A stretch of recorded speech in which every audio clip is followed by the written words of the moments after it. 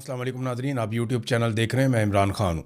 सबसे पहले तो कश्मीर की हमने बात करनी है, लेकिन इमरान खान साहब के हवाले से एक ख़बर चलाई गई मीडिया पे, और ख़बर ये थी कि इमरान खान साहब को अस्पताल में मुंतकिल किया गया।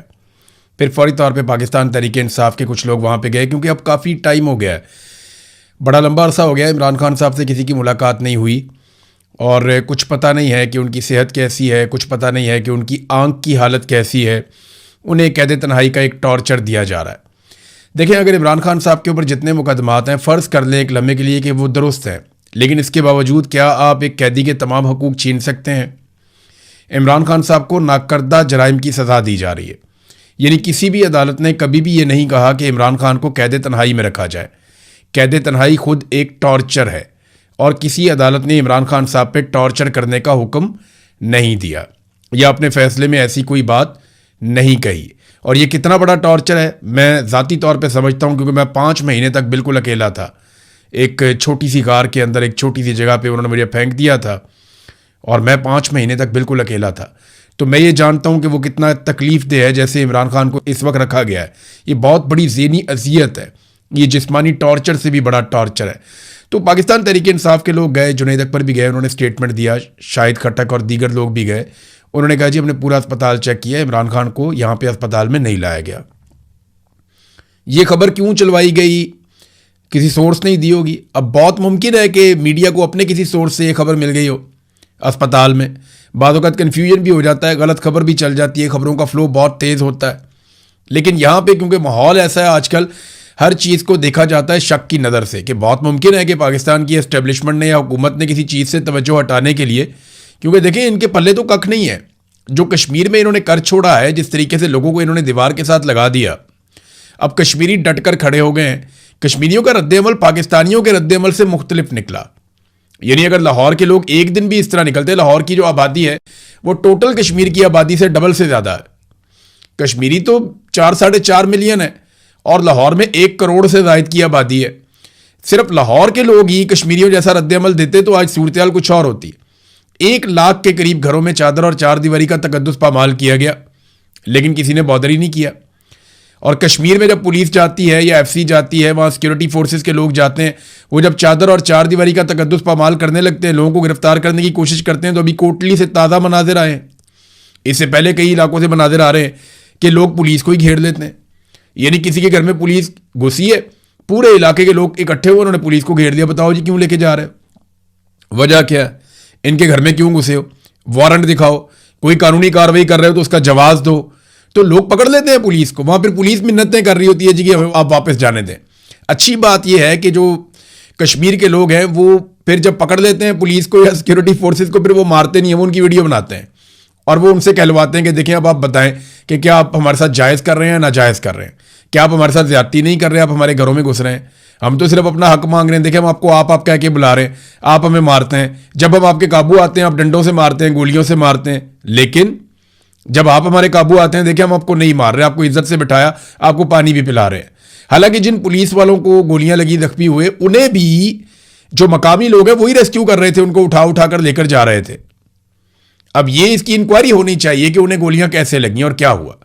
बहरहाल मेरे पास कुछ तस्वीर और वीडियोज आई हैं, मैं देखकर हैरान रह गया। मैं ये चीज़ें दिखाना नहीं चाहता इसलिए कि इससे और ज़्यादा नफरत फैलेगी, और ज़्यादा हालात ख़राब हो जाएंगे। लेकिन जो मैं देख रहा हूँ, नकाबपोश लोग वहाँ पे क्या कर रहे हैं, अस्पताल में मरीजों को कौन मारता है, उन पर टॉर्चर कौन करता है, इसकी वीडियोज मौजूद हैं आज़ाद कश्मीर के लोगों के पास, वो शेयर भी कर रहे हैं। यानी मैंने बहुत सारे लोगों को मना किया, मैंने कहा यार इनको यहाँ दबाओ, वीडियो को बस ख़त्म करो, आपने मामला हल करना है, अपने और नफरत नहीं फैलानी और लड़ाई नहीं करनी, तो फॉर गॉड सेक इस लड़ाई को ख़त्म करें।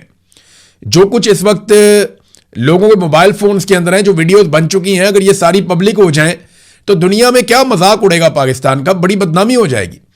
और अब कुछ थोड़ी सी इतलात आ रही है कि शायद मुज़ाकरात हो जाएं, क्योंकि शहरी डट कर बैठ गए हैं। इस वक्त की सिचुएशन क्या है वो मैं आपके सामने पहले रख देता हूँ ताकि आपको आइडिया हो जाए। अवामी जॉइंट एक्शन कमेटी का एक अकाउंट है, वहाँ से जो खबर आती है ऑफिशियली वो ये है कि लॉकडाउन और लॉन्ग मार्च जारी है, आर्जी तौर पर रावलाकोट शहर के अतराफ दर्दे दिए गए हैं, हम हिकमत अमली के साथ आगे बढ़ रहे हैं, अफवाहों पर बिल्कुल ध्यान ना दें, क़यादत के फ़ैसलों को फॉलो करें, बरसती हुई गोलियों में पुरअमन रहकर हम हुक्मरानों को आसाबी शिकस्त दे चुके हैं। लॉन्ग मार्च ख़त्म होगा और हमारे तस्लीम शुदा मुतालबात पर अमल करने पड़ेंगे और जब तक आखिरी कश्मीरी जिंदा है ये लॉन्ग मार्च जारी रहेगा। उमर नज़ीर कश्मीरी ने यह कहा। एक और स्टेटमेंट उमर नज़ीर कश्मीरी के अपने अकाउंट से भी आया हुआ है। वो ये कहते हैं कि लॉकडाउन और लॉन्ग मार्च जारी है। आर्जी तौर पर रावलाकोट शहर के अतराफ धरने दिए गए हैं। हम हिकमत अमली के साथ आगे बढ़ रहे हैं। अफवाहों पर बिल्कुल कान ना धरें, क़यादत के फैसलों को फॉलो करें। हम पुरअमन रहकर हुक्मरानों को आसाबी शिकस्त देंगे। लॉन्ग मार्च ख़त्म होगा और एक ही सूरत में ऐसा मुमकिन है कि लॉन्ग मार्च ख़त्म हो जाए कि हमारे जो मुतालबात हैं जिनको पहले तस्लीम किया गया था उन पर अमल दरामद करो। नहीं तो जब तक आखिरी कश्मीरी जिंदा है तब तक ये मार्च जिंदा रहेगा। फतह की सिमत मुत्तहिद, बड़े चलो। ये जनाब एक ट्वीट सरदार उमर नज़ीर का जो ऑफिशियल अकाउंट है वहां से एक ट्वीट किया गया है। तो इस वक्त सिचुएशन ये है कि लॉन्ग मार्च और धरने जारी है और रावलाकोट को तीनों तरफ से घेरा हुआ है लोगों ने और वहाँ पे लोग बैठे हुए हैं बहुत बड़ी तादाद में, हज़ारों की तादाद में। रावलाकोट में सिक्योरिटी फोर्सेस बहुत बड़ी तादाद में। एक बात आप और याद रखिएगा कि कश्मीर एक ऐसा इलाका है जहाँ पे ज़्यादा देर तक आप दवाइयों की, फ्यूल की और अजनास की यानी खाने पीने की अशिया की आप सप्लाई रोक दें तो काफ़ी प्रॉब्लम हो जाती है। तो हुकूमत को जल्दी ये सारी चीज़ें हल करनी पड़ेंगी। हुकूमत को जल्द अज जल्द इन मामलात को निपटाना पड़ेगा। वो ज़्यादा दिनों तक इस सिचुएशन में नहीं रह सकते और ये एक आसाब की लड़ाई होती है। इस वक्त आसाब की लड़ाई है। हुकूमत ये देखना चाहती है कि कश्मीरी कब तक बैठते हैं। हो सकता है कश्मीरी थक कर वापस जाना शुरू हो जाए, इनकी तादाद कम हो जाए, क्योंकि पाकिस्तान में उन्होंने ऐसी चीज़ें होती हुई देखी। उन्होंने देखा जब धरने पे लोग बैठ गए तो थोड़े अरसे में वो कम होते होते आहिस्ता आहिस्ता कम होना शुरू हो गए और फिर वो लोग शाम को आ जाते थे, सुबह चले जाते थे। पाकिस्तान में हर तरह के धरने में हर जगह पे यही ट्रेंड देखा गया। लेकिन कश्मीरी जो है वो सारे काम काज छोड़ के वो वहाँ आकर बैठ गए। मैंने आपको इससे पहले बताया था कि रावलाकोट और सराउंडिंग में लोगों ने एक एक महीने का राशन इकट्ठा कर लिया। कई लोगों ने इससे ज़्यादा का राशन भी इकट्ठा कर लिया। मुझे कई मेरे सहाफ़ी दोस्त हैं, उन्होंने बताया था कि उनके अपने घर वालों ने राशन इकट्ठा किया है एक एक दो दो महीने का और इजाफी राशन इसलिए इकट्ठा किया है कि आसपास के लोगों को अगर ज़रूरत पड़े तो उन्हें भी राशन दिया जा सके। तो कश्मीरियों ने पूरी तैयारी की और वह तैयारी के साथ अपने मुतालबात के हक़ में निकले हुए हैं। मुराद सईद ने नाज़रीन यहाँ पे एक ट्वीट किया है इस सारी सिचुएशन को लेकर। देखें, जो कॉलम लिखा ना सोहेल बड़ाइच ने, उसने एक नई बहस को छेड़ दिया कि जनाब शायद ये हुकूमत जाने वाली है। तो मैं आपको क्लियरली पिछले वीलॉग में कह चुका हूं कि आसिम मुनीर साहब की जो एक इंश्योरेंस है ना वो शहबाज शरीफ, नवाज शरीफ और जरदारी है।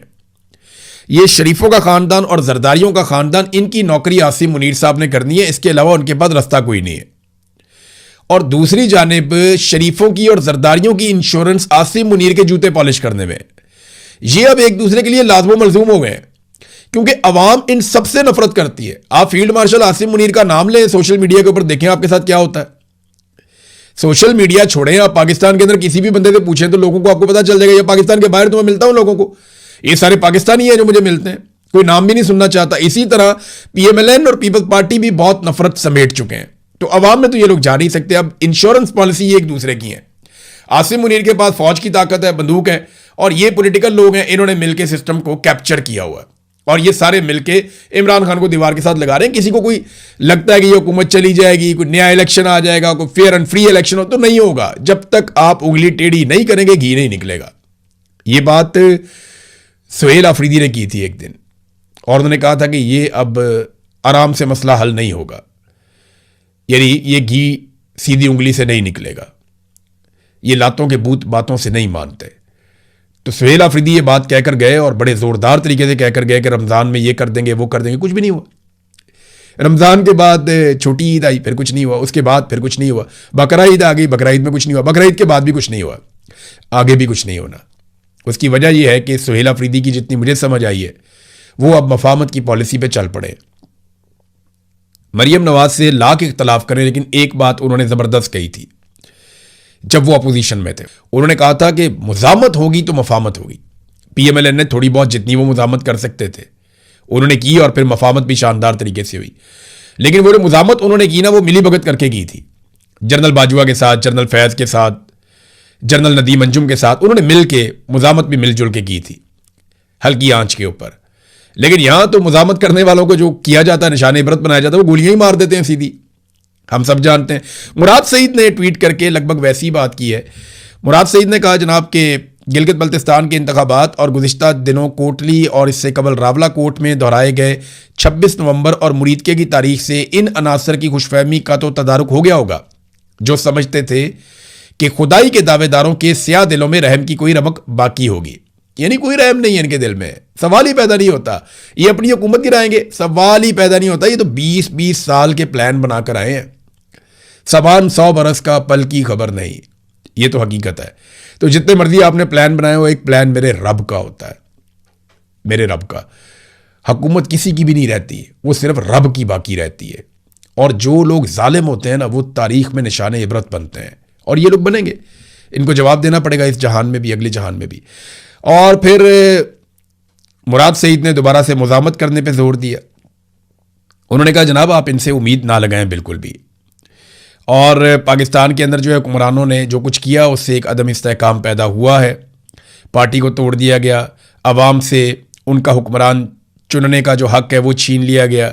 निहत्ते कश्मीरियों पे गोलियां अब बरसाई गई हैं, इससे पहले भी कत्लेआम किया गया है। मुरीदके वालों ने मिसाल दी, बाकी मिसाल दी। इमरान खान अगर आज बाहर होता तो आज इमरान खान को उनके बुनियादी इंसानी हकूक मैसर होते और उनका पैगाम बाहर आ सकता, तो उन्होंने यही करना था और इससे बढ़ के करना था। उन्होंने कश्मीरियों के साथ उनके हकूक के लिए खड़े होना था। ये मुराद सईद का दावा है।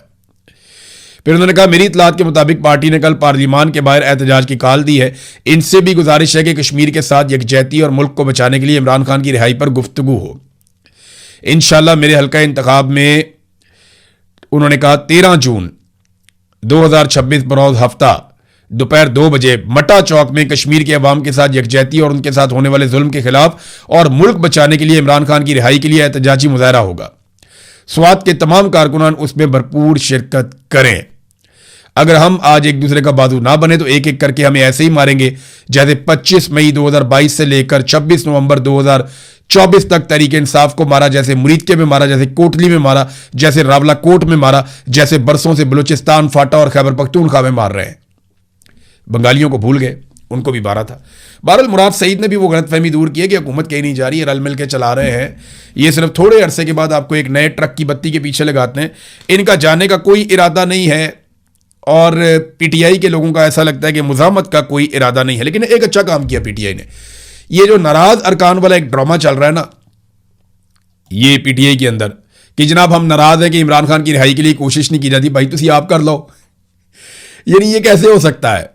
और वो लोग दावा कर रहे हैं जिन्होंने कभी इमरान खान का ट्वीट भी रीट्वीट नहीं किया। आप अंदाजा करें, ऐसे बुज़दिल लोग हैं, वो लोग निकल निकल के आगे छलांगे मार के स्टेटमेंट दे रहे हैं कि सुहेल अफरीदी ने नहीं किया तो फलाने ने नहीं किया तो उसने नहीं किया तो अली अमीन ने नहीं किया। जिन लोगों ने कभी इमरान खान के ट्वीट को रीट्वीट भी नहीं किया वो लोग आकर इस किस्म की बातें कर रहे हैं। मैं हैरान हो रहा हूं। जिन्हें मैंने कभी गोली लगे हुए देखा ही नहीं, जिन्हें मैंने कभी डंडे खाए हुए देखा ही नहीं, ये वो लोग हैं जिन्होंने गिरफ्तारियां भी नहीं दी या लंबे लंबे अरसे के लिए बंदे गिरफ्तार हो जाते हैं, वो भी नहीं हुआ इनके साथ। और अब ये आ गए हैं चूड़ी खाने के लिए, मजनू बनने के लिए। तो अजीबोगरीब सूरत हाल है इनकी। बहरहाल पीटीआई ने फैसला किया कि नाराज अरकान को मनाने के लिए बिल्कुल कोई राब्ता ना किया जाए।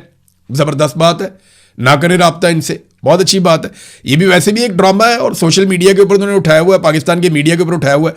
वैसे आप मीडिया पे इमरान खान का नाम नहीं चला सकते, लेकिन नाराज अरकान प्रेस कॉन्फ्रेंस करें या कोई प्रेस ब्रीफिंग करें या मीडिया के साथ बातचीत करें या किसी प्रोग्राम में आए तो वहां पर आप इमरान खान का नाम चला देते हैं। तो लोग रोटी को चोची तो नहीं कहते ना, लोगों को पता है कि क्या हो रहा है।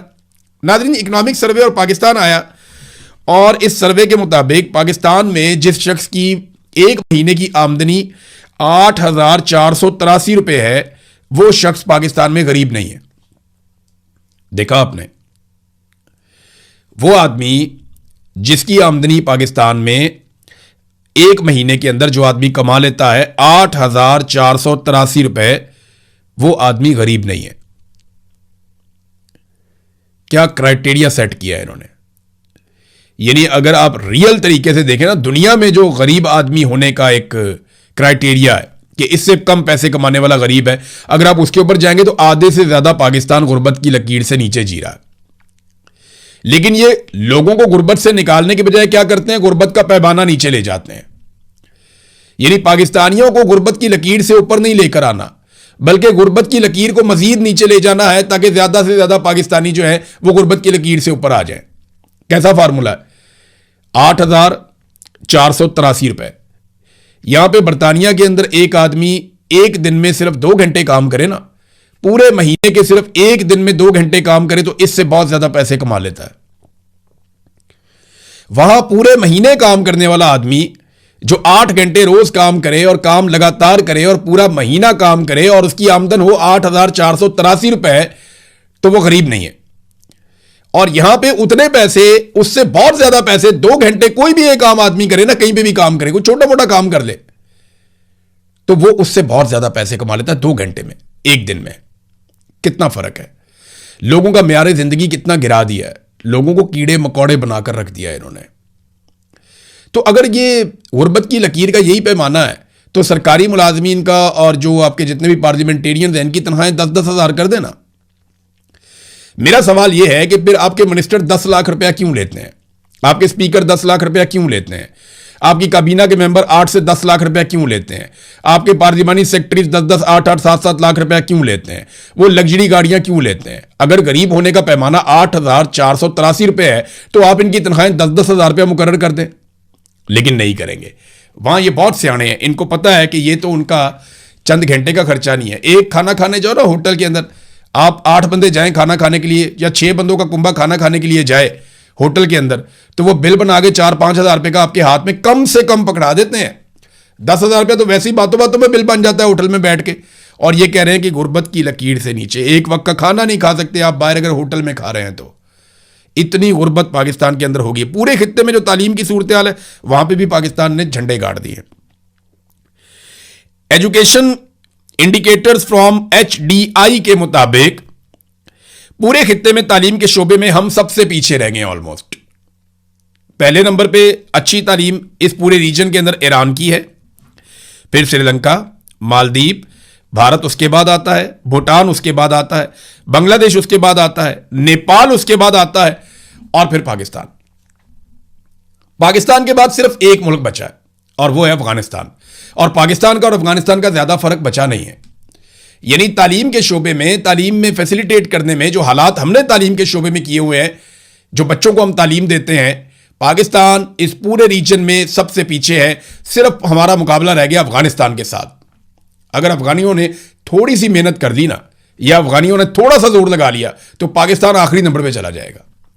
ये हमारे हालात। हम एक एटमी पावर हैं इस मुल्क में, हमने एटम बम बनाया है, इतने बड़े बड़े नाम, इतने बड़े बड़े लोग, इतने बड़े बड़े ब्रांड पैदा किए हैं, और हमारी तालीम की हालत आपके सामने, तो मुल्क आगे कैसे जाएगा। हमारी प्रायोरिटी ही नहीं है, इन चीज़ों पे हमारी तवज्जो ही नहीं है। नाज़रीन, एक खबर आई है बल्दिया फैक्ट्री के हवाले से। सानिया बल्दिया टाउन के हवाले से अदालत ने ऑर्डर दिया और 2 MQM के जो साबिक कारकुनान हैं, 2 MQM के लोग हैं, उनको उन्होंने बरी कर दिया, बेनिफिट ऑफ डाउट उनको देते हुए। तो अब मुझे ऐसा लगता है, और उसके बाद जो है ना, वो MQM के लोग हैं, वो कुछ ट्वीटें करके ये कह रहे हैं कि जनाब हमसे माफ़ी मांगो, और हमसे कौन माफ़ी मांगेगा, हम पे क्यों इल्ज़ाम लगाया। मैं उस दिन वहाँ गया था जिस दिन सानिया बल्दिया टाउन हुआ था। मुझे याद है आज भी 11 सितंबर 2012 का इंसिडेंट है। हम फौरी तौर पे वहाँ पे गए थे। मैं वहाँ 2-3 दिन रहा, मैं कवरेज करता रहा, मैंने एक एक चीज़ देखी है। हमाद सिद्दीकी और उसके लड़के जिस अंदाज में MQM ने घेरा हुआ था पूरे एरिया को, किसी को पर भी नहीं मारने देते थे। सिक्योरिटी फोर्सेस भी उनसे डरती थी, हर चीज़ उनके कंट्रोल में थी, वो मीडिया को आगे नहीं जाने देते थे, हर चीज़ को मैनेज करते थे, और हर इंटरव्यू वो खुद देते थे। जब कोई और आकर बात करता था वहाँ अपने लड़के खड़े करते थे। MQM ने जिस तरह यरगमाल बनाया हुआ था। 260 लोग जाम बहक हो गए। अब सुप्रीम कोर्ट या अदालत ने इंसाफ इस लेवल का दिया कि अब पता चलता है सारे लोग खुद ही मर गए थे। बल्दिया टाउन का इतना बड़ा सानिया हुआ, कुंडियां लगा दी, दरवाजे बंद कर दिए, हर तरफ से लोगों को अंदर घेर के आग लगा के मार दिया गया, और अब खबर ये आती है कि वो खुद ही मर गए थे। यानी कोई अदालती इंसाफ मैसर नहीं है। तो पाकिस्तान जैसे मुल्क में इतने बड़े साने के बाद जब इंसाफ नहीं होगा तो कौन अपने आप को महफूज महसूस करेगा, कौन इस मुल्क में सरमायाकारी लेकर आएगा। यहां पे तो 260 आदमी मर जाते हैं, इंसाफ नहीं होता, कोई कमीशन नहीं, कोई रिपोर्ट नहीं, कुछ पता नहीं चलता कि किसने क्या किया और कौन इसके लिए रिस्पॉन्सिबल था। लोग बरी होते चले जा रहे हैं और ताने दे रहे हैं MQM के लोग। मैं MQM को जरा थोड़ा आईना दिखा दूं। एक तो आपके साथ बहुत ज्यादती हुई है, मैं ये मानता हूं। महाजरों के साथ बहुत जुल्म हुआ, उनको दीवार के साथ लगाया गया, उनकी चादर और 4 दीवारी का तकद्दुस पामाल किया गया और उनके लिए कोई रास्ता नहीं छोड़ा गया। बाज़ औक़ात उन्हें जानवरों की तरह मारा भी गया। इसकी कोई गुंजाइश नहीं थी जो मावरा अदालत कत्ल हुए। इन तमाम लोगों को अगर किसी ने जुर्म किया था तो अदालत में पेश करना चाहिए था। इन तमाम लोगों को कानून के मुताबिक सजा होनी चाहिए थी। लेकिन एमक्यूएम भी एक दौर के अंदर पूरे फिरौनियत पे उतरी हुई थी। जिस तरह सेक्टर ऑफिस से फोन आ जाता था, हर तरफ थरथल्ली मच जाती थी। इनकी राब्ता कमेटी का मीडिया के दफ्तर में फोन आ जाता था, वहां पे सांप सूंघ जाता था। फिरौन के लहजे में बात करते थे ये लोग, मुझे अच्छी तरह याद है। मैं देखता था, इनका फोन आता था, पूरे न्यूज रूम में एक आवाज लगती थी, एमक्यूएम का फोन, सन्नाटा हो जाता था बिल्कुल। लोग इतना इनसे डरते थे। हर चीज पे उन्होंने कंट्रोल किया था। भत्ता ये एमक्यूएम वाले वसूल करते थे, अमन कमेटी वाले भी करते थे, पीपल्स अमन कमेटी वो भी करते थे, ये भी करते थे। इनकी आपस की लड़ाई में कितने जवान मारे गए, कितना कराची का नुकसान हो गया, कितनी लूटमार हुई कराची के अंदर। तो एमक्यूएम बरीउज़िम्मा नहीं हो सकती। फिर इन्होंने डिक्टेटर के साथ मिलकर जिस लेवल का जुल्म किया वो भी हम अच्छी तरह जानते हैं। जो कराची के साथ इन्होंने किया एक डिक्टेटर के साथ मिलकर, वो भी हम जानते हैं। और जो पीपल्स अमन कमेटी ने बाद में किया वो भी हम जानते हैं। तो ये कोई भी सक्का सवित्रा बनने की कोशिश ना करे। हाँ, यहां पे वो कह रहे हैं जनाब माफी मांगी जाए, तो भाई माफी तुम मांग लो ना पहले, जो कुछ पाकिस्तान के साथ किया, जो कुछ लोगों के साथ किया। तो यहां आवे का आवा बिगड़ा हुआ है। तो ये अफसोस मुझे इस बात का है कि इतने साल गुजर गए, आज 15 साल हो गए और इंसाफ नहीं हुआ। सानिया बल्दिया टाउन का, फैक्ट्री का 260 लोग शहीद हुए थे। किसी अमीर आदमी का बच्चा मर जाता तो मैं देखता इंसाफ हो जाता। बिलावल की बहन के ड्रोन लग जाता है यहां पे आसपा जरदारी के, रोला पड़ जाता है, ब्रेकिंग न्यूज, ये वो फलाना ढमकाना, बंदे उठा लो, मीडिया उठा लो, इसको उठा लो। तबैयां फेर दी थी इन्होंने। इनको जुकाम हो जाए तो पूरी दुनिया ये हिला देते हैं। और यहां पे 260 गरीब लोग जो घर से रोटी कमाने गए हुए थे, कोई जवाब देगा इसका? अब तक के लिए इतने, अपना ख्याल रखिएगा, अपने इस चैनल का भी। अल्लाह हाफ़िज़।